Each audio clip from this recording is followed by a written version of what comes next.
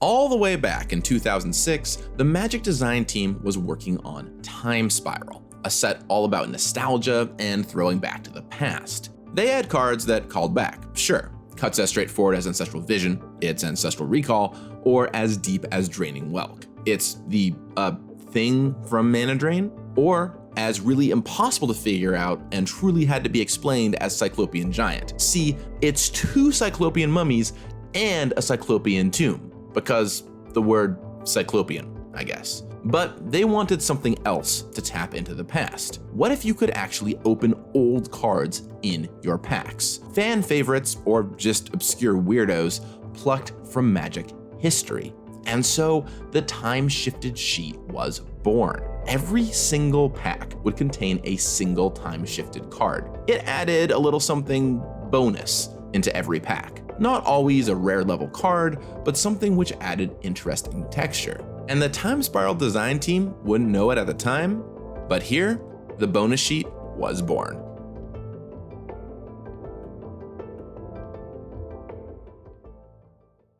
Good morning, Magic. I'm Gavin Verhey from Wizards of the Coast. And in March of the Machine, you might find something a little unexpected staring you back in your booster packs. Ragavan. Yes, that Ragavan. Or if you're more of a Commander player, maybe I can interest you in Atraxa, the one which originally showed up in Commander 2016. These are what we're calling Multiverse Legends. And today I want to tell you about how we got here, what they are, and what you can expect. But first, let's go back to Time Spiral. So, the Time Spiral time-shifted sheet, that was a hit. Although Time Spiral's poor success as a set at the time wouldn't indicate it, it was so cool to players to get a blast from the past, or simply a card like Giant Oyster that you maybe didn't even know existed in every pack. That happened in 2006. Do you know when would find the next 1 per pack bonus sheet? Any guesses?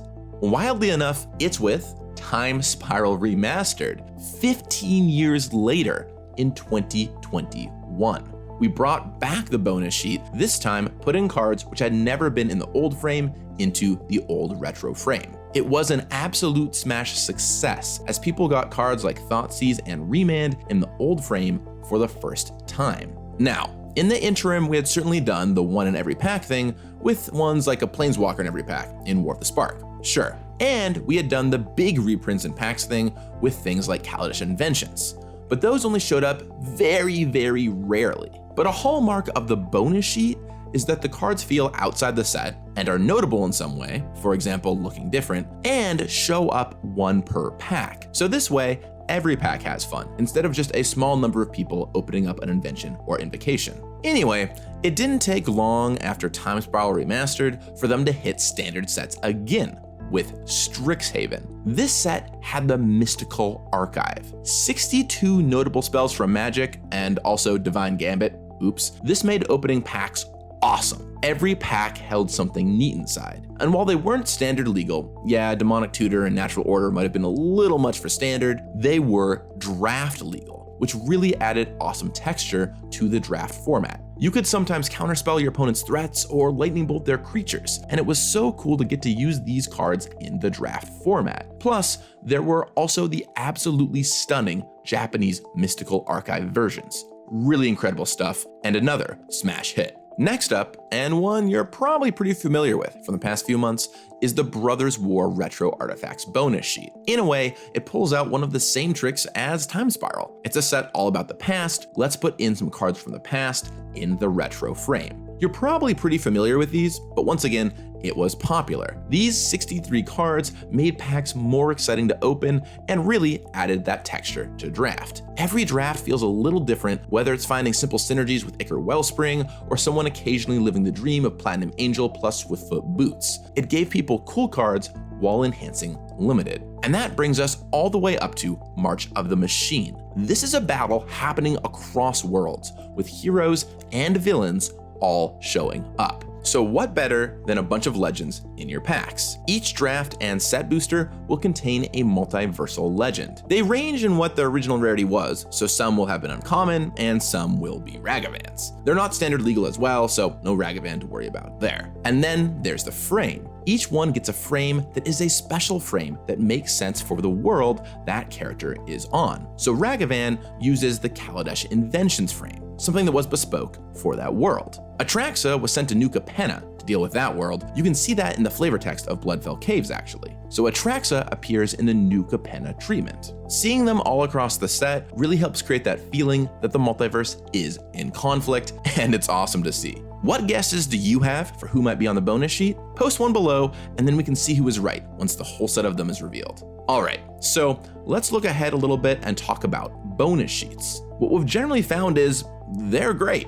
First of all, they make packs more exciting to open. You just have a higher chance of getting something sweet in a pack, and there can be cards like Ragavan and Demonic Tutor hiding out in your normal standard packs. Who doesn't want a sweet reprint? Second of all, they add some great replayability to draft. You can do several drafts and keep seeing different cards on the bonus sheet to add, and have fun build-arounds like Intangible Virtue and Time Spiral Remastered that only show up every now and again. And finally, they can add great flavor. Seeing all these multiversal legends in action helping defend or destroy all these worlds in March of the Machine is just awesome. It took a long time to get here and realize just how fun these could be, but you can definitely expect to see more bonus sheets in the future. With 30 years of rich Magic history to draw from, there's plenty of awesome bonus sheets to be made that add lots of fun and flavor to your draft sets. And speaking of flavor and March of the Machine, I should mention the story is off and rolling. Be sure to head over to dailymtg.com to check out everything going on with the Magic story. Another new thing we've started doing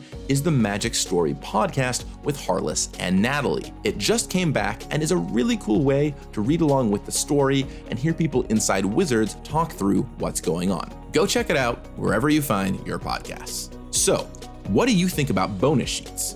Which sets would you like to see them for? And what are your Multiversal Legends guesses? Drop them in the comments below. I'll talk with you again soon. And until then, may you find something fun in your packs. You got this. Next up, at the end of 2000, Sydney, the 5th Invitational. Not to be defeated again, John Finkel took down Ben Rubin in the finals. This would finally cement Johnny Magic onto a Magic card. What did he turn in? This powerhouse, Wrath of Leknif. That's Finkel backwards for those who spot it.